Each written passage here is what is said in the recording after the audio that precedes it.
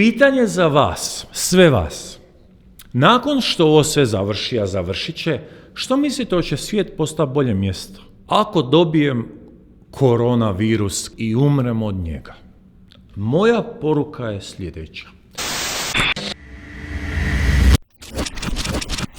Dobar dan, dragi ljudi, moje ime je Branimir Kamber. Evo, prije 7 dana sam stavio na YouTube video moje mišljenje o koronavirusu.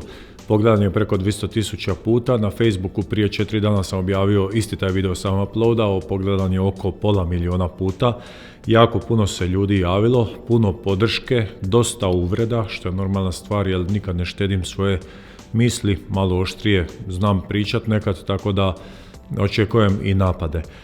Puno ljudi se javilo koji sad meni žele smrt zato što sam rekao da je koronavirus kolektivna debilana, da nas se zaglupljuje, skreće pažnju sa bitnoga, da sutra umrem i da nas umre 15 milijuna skupa sa mnom. Smatram isto to. Danas ću obrazložiti nešto više o tome. Da bi moje riječi dobile težinu za sve one koji me vide prvi put, moram se opet ukratko predstaviti, dajte mi 20 sekundi. Rođen sam u Zadru, dijete ratnih podruma, mlijeka u prahu, vojnih uzbuna, to volim reći za sebe tako. Isto tako sam dijete koje se sjeća vremena prijateljstva, suosjećanja i pomoći jedni drugima. Sa 16 godina me mama upisuje na terapijsko jahanje gdje sam volontirao s djecom s poteškoćama u razvoju. Dolazim na faks u Zagreb na kineziološki faks. Nastavljam raditi isto to kao plivački terapeut. Prelazim sa konja u bazen, vidio sam svijet marketinga, nemiran duh me odnio po svijetu, stao sam nogom na 6 kontinenata, živio u Americi i Kini. Danas ćemo se jako puno dotaknuti Kine zato što je odande došao sam koronavirus ili kako ga zovu COVID-19. Nemojte zamjeriti, nekad ću pogledati dole na papir zato što vjerujem da će opet dosta vas pogledati ovaj video, pa želim što bolje sročiti svoje misli. Nisam doktor, nisam Sveti Petar, grešan sam, ali ako moguće i grešniji od vas što gledate. Koronavirus je po meni stvar reakcije. On je mogao nastati prirodnim putem ili je mogao nastati umjetnim putem, ljudskom rukom, to sam rekao u prošlom videu. Amo prirodni put odmah riješiti, ako ga je priroda smislila, ona će nam isto tako dati rješenje za njega, to je amen. Umjetnim putem ima nekoliko teorija koje su najpopularnije. Evo, na primjer, navešćemo doktora Osmanagića koji je bosanski doktor znanosti i arheologije, ako sam u pravu, jako zanimljiv čovjek za poslušati. On je čak naveo i 2 prezimena iz britanskog sustava, išao je toliko daleko, kaže da su 2015. ako se dobro sjećam, otišli u Wuhan grad u Kinu posaditi taj virus koji će se dalje razviti na cijeli svijet. Neki smatraju da je smisao bio makniti broj starih ljudi sa lica zemlje zato što jako veliki izdaci iz poreza idu za mirovine. Mogućnost postoji da su Kinezi htjeli uništiti privatni sektor i otkupiti jako puno privatnih tvornica. To je sve sada nagađanje, ja ne znam o tome ništa, samo ponavljam ono zanimljivo što sam čuo od pametnijih od sebe. Sigurno je kasno. Sad je kasno za kajanje, ovo nije nastalo preko noći. Pa ajmo se vratiti malo na građansku odgovornost na koju smo ovih dana pozvani zbog međunarodnog virusa koji hara. A ja ću se dotaknuti samo Hrvata. Gdje je bila građanska odgovornost kod preko 300.000 iseljenih Hrvata u najsnažnijoj životnoj dobi od samog ulaska u Europsku uniju, ma čak i više od 300.000 se iselilo. U Hrvatskoj je 3.000 branitelja izvršilo samoubojstvo. 3.000 branitelja. U svijetu je umrlo 3.500 ljudi od koronavirusa. Ljudi, svijet ima 7,5 milijardi ljudi. 1% svijeta je 75 milijuna ljudi. Na kraju krajeva stalno laički govorimo koliko nas se raskotilo na ovom svijetu, koliko ima tih Kineza, Indijaca i svih onih istočnjaka, pa neće moramo i umirati, doće neki svjetski rat, stalno to govorimo. Rak dojke, svaka 3. žena nakon 55-60 godina danas je osakaćena. To je nama normalno, tu se ne preispitujemo, tu građansku dužnost nemamo da stalno ispitujemo medije i vladajuće i te farmaceutske firme, tvrtke, svi koji manipuliraju tim zdravstvom. Pa ljudi, nemojte mi reći da kraj svih prepametnih ljudi na ovom svijetu mi ne možemo ući u razlog tome zašto svaka 3. žena danas ima rak dojke. Ali normalno one gutaju kemoterapije, idu na zračenja, sakate im se grudi, to nam je odjednom postalo pod svakodnevnicu. Probisvijete cajkaške po internetu nam prati po 2 milijuna mladih ljudi gleda u to kao uzore. Gej prava, životinska prava, ova parada, ona parada, različiti spolovi. Neki dan mi žena slika iz Njemačke dobila dijete, ide prijaviti dijete u bolnicu, oni pitaju je li muško, žensko, nesvrstano, tako nešto i ostalo. 4 opcije ima, rodilo se dijete. E sad gledajte, u tom svom košmaru, da bi mi mogli tako zapadnjaci uživati i gledati što se toj famoznoj Americi i Engleskoj i Francuskoj događa i da bi mogli kopirati njihove živote, ružno zvuči, ali neko mora jako puno govana na ovom svijetu jesti. Ja sam to na svoje oči vidio u Kini kad sam bio. Tu se nekako stvori ne građanska odgovornost, nego čak ljudska odgovornost da se zapisa što to se vodi. I sad kad je to puklo, kad je taj virus prešao iz ljudi koji su stisnuti u kut, tamo negdje na kraju svijeta, misliš se, ma boli me briga, pa tebi se sele ljudi iz Hrvatske, pa se Hrvat misli, ma boli me briga čovječe, meni je ovdje na moru dobro, ja sam u Zagrebu, super mi je, tamo u Iloku nemaju za jesti, nemaju za plati račune, ma nek idu u Njemačku, boli me briga. E sad zamisli koliko ćemo se mi baviti tamo nekim Kinezom ko u Wuhanu nema za jesti. A zanimljivo je da je taj virus zapravo nastao navodno, kako izvori većinom govore, da je nastao na tržnici životinja, a Kinezi ne jedu meso. Znate zašto je taj virus nastao? Zašto tamo se to meso proizvodi? Za 1-2% elite. Kinezi jadni jedu rižu zato što meso moraju prodavati jer je tu veći novac, veći izvor zarade. Ja sam upoznao u Kini Daniela, amaterskog glumca, koji kaže, mene obitelj nije naučila na meso, ja samo jedem rižu. Mali šćao, mama i tata mu imaju malu zalogajnicu, ne jedu meso, tu i tamo pofrigaju nešto što ostane zato što to moraju prodati. Ali dok mi pratimo te naše famozne ljepotice po Dubaju kako se razbacivaju sa novcem, gospodo, meni je žao, ali krivi ste, krivi smo. Dezinformacije koje dobivam zadnjih godina. Prvo je bio taj SARS nova kuga, pa je bila svinjska gripa, pa je bila ptičja gripa ili plus minus, ne znam ko je prije dolazio, nebitno sada, s ovim odmakom je nebitno. To su 3 zaredom bile. 3 zaredom paranoje ste nam radili. Pa ko je odgovarao za to? Pa ko se kome ispričao? Možda su vas previše stisli, možda smo vas previše opteretili. Ušli ste u dugove, ušli ste u probleme poslovne. 3 puta sam vam oprostio u svom životnom vijeku. Nakon toga, kravlje ludilo, ebola, zika virus. Opet 3. sreća, ništa, opet nikakva kuga. Bio je nekakav avijan, koliko se sjećam se tu nešto zagubio, neki virus. To nisam ih sve ni nabrojao. I sad je 7. korona. Pa gospodo, oprostite. Pa razumite me da imam mali, ne neposlug da ja neću paziti na sebe i ljude oko sebe, pa to moraš biti retardiran.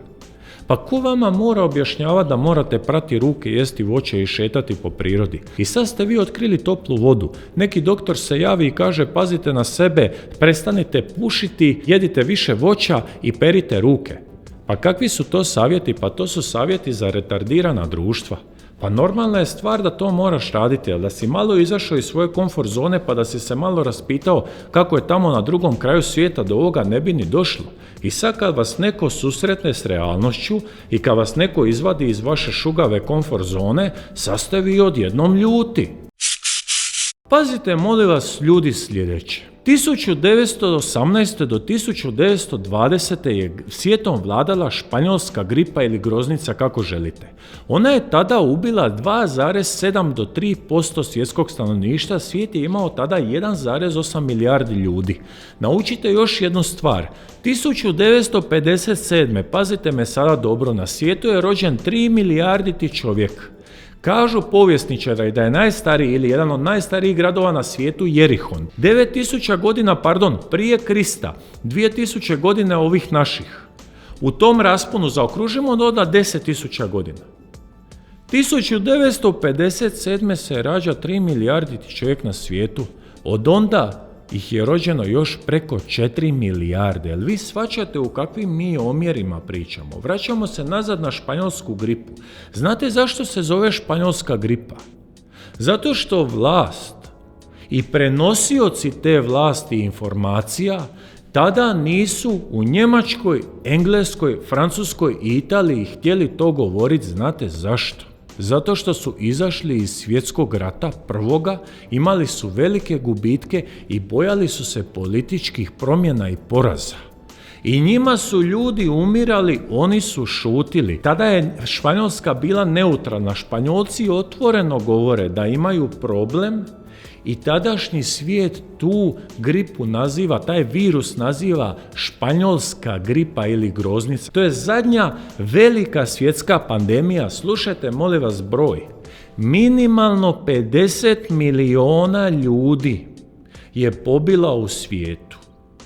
Više od toga lako moguće, čak taj broj ide i duplo, samo što nisu htjeli reći. I sad vi meni recite da vas pitam jednu stvar. Ko sad kaže da se jednako tako ne manipulira tim informacijama? A moj mozak me naučio 2+2, ja ću vam reći sljedeće, što mislim da je na posredi.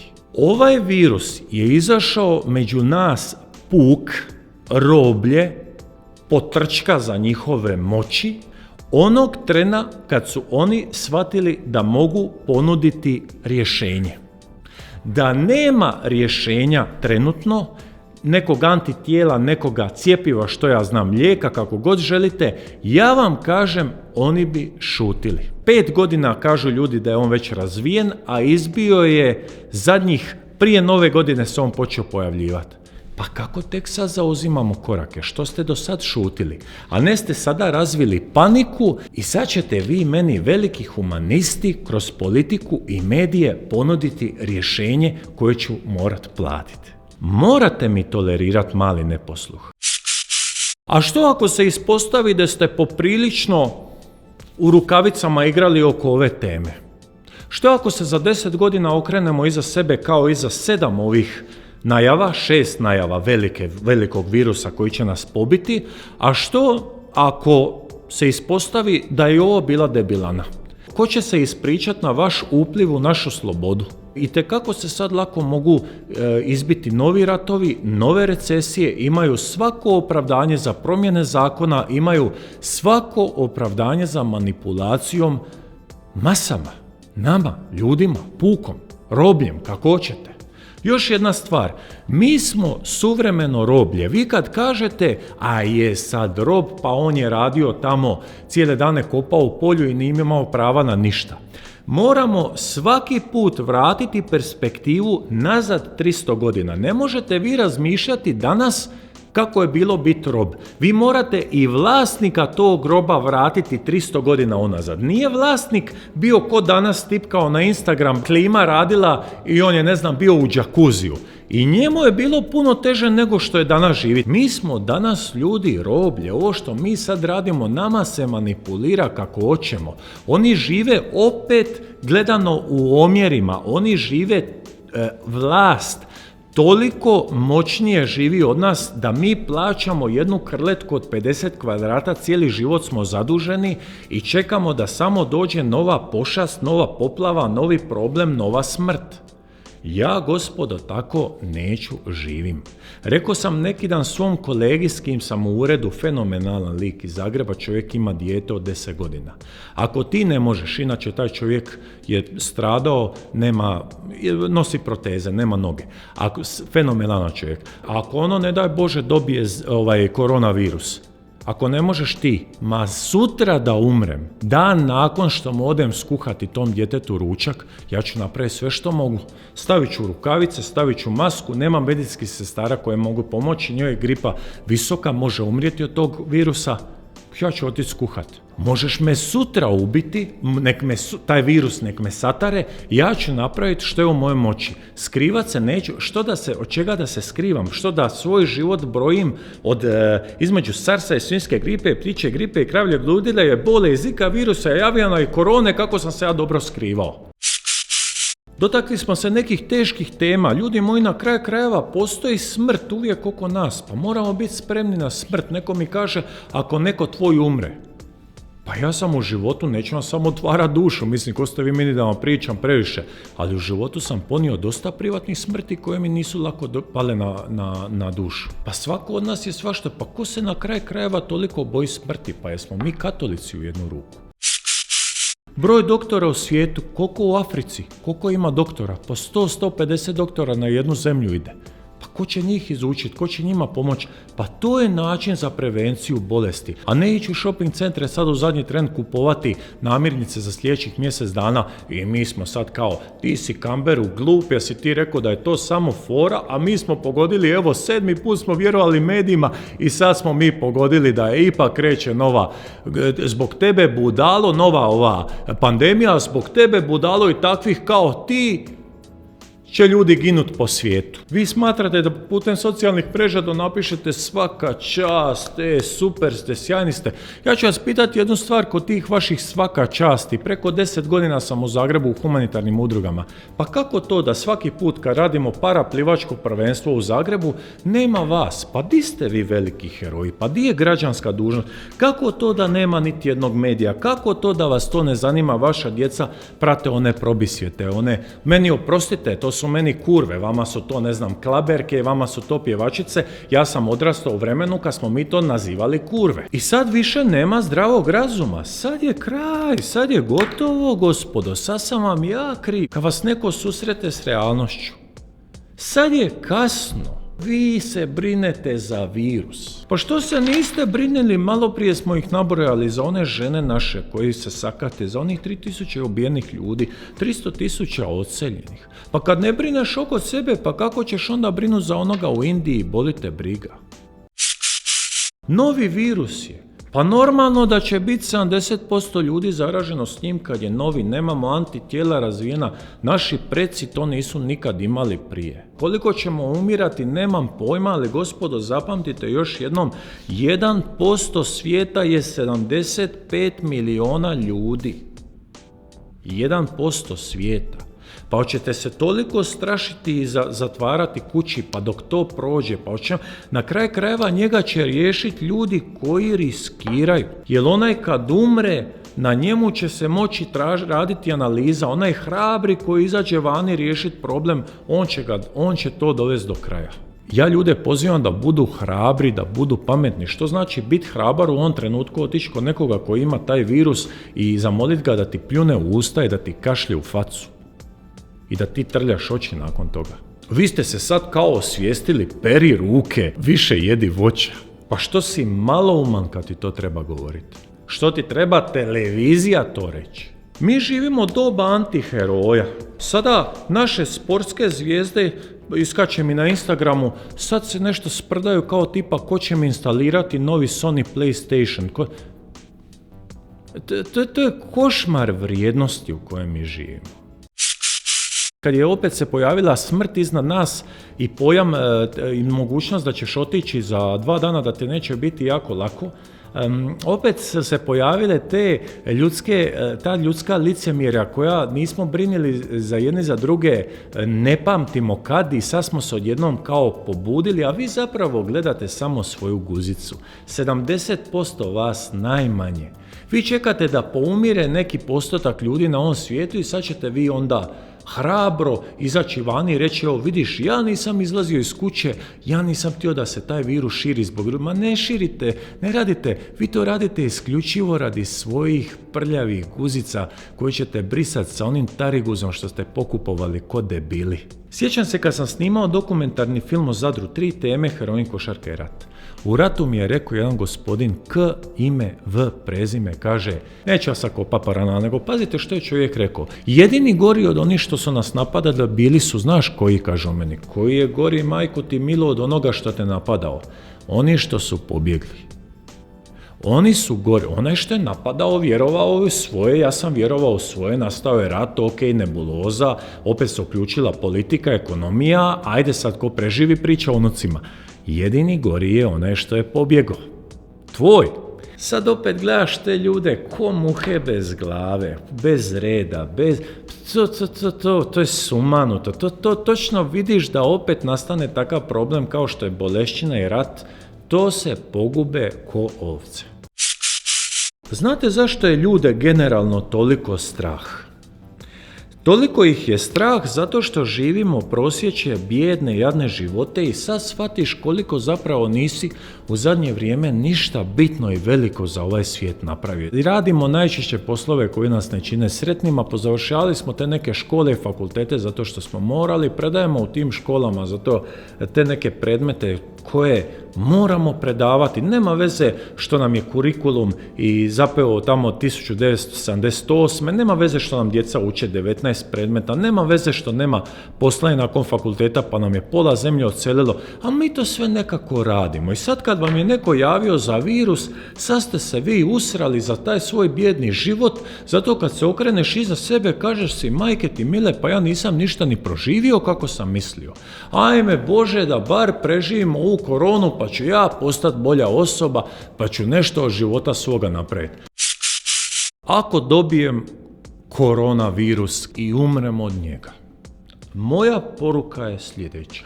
Ja sam sa 16 godina u toj udruzi gdje sam radio potpisao, ne daj Bože da mi se što dogodi, pristajem da me se otvori i da organe da živi neko drugi život.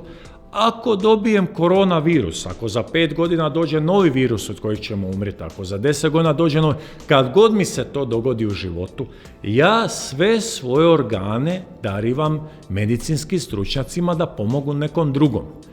Druga stvar, ako umrem od koronavirusa, napravite protulijek antitijela iz moje krvi i dajte ljudima da žive. To je moja poruka ako dobijem koronavirus i umrem od njega. Pitanje za vas, sve vas.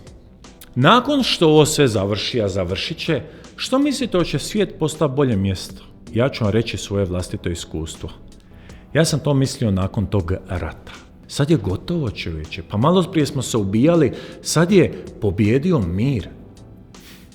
Dok su meni sirene svirale, tamo je onaj u Americi i dalje žderao ko svinja, živio u luksuzu. Uvijek su gabariti tu negdje. Neće svijet postati bolje mjesto, to vam je amen. Mi ćemo ovaj koronavirus vrlo vjerojatno zaboraviti, opet ćemo se posvetiti ko kakvo auto ima, ko je zabio gol, koliko je miliona zaradio, ova ženska, ova prevara, ona pjeva vamo, ovaj tamo, ova je bila s ovim, opet ćemo se mi nastaviti baviti glupostima, jer i da nam to nije u navici, da to nije u krvi ljudskoj, do koronavirusa ne bi ni došlo, do ovog straha i do ovog ludila ne bi ni došlo. Tako da, nažalost, ovih priča je u zadnjih 15 godina bilo 7, 8, 10, 12, 15, ne znam ni ja, svaku godinu neko ludilo. Neće svijet biti bolje mjesto. Moja poruka za kraj, gledajte ljudi, oprostite, jako puno sam toga napričao. Vi mladi ljudi izvucite tu iz neistina koje su na mediji prije govorili, iz manipulacije velikom pandemijom, vjerovatno puno većom nego što će ova biti. To je zadnja velika prije 100 godina, španjolska groznica, šutilo se o njoj. Kažem vam, garantiram vam da s ovom sada situacijom se manipulira jednako tako informacijama, jednako tako nas straši i mi možemo samo prekriženih ruku biti i vjerovati da ćemo preživjeti ovo sve na najbolji mogući način.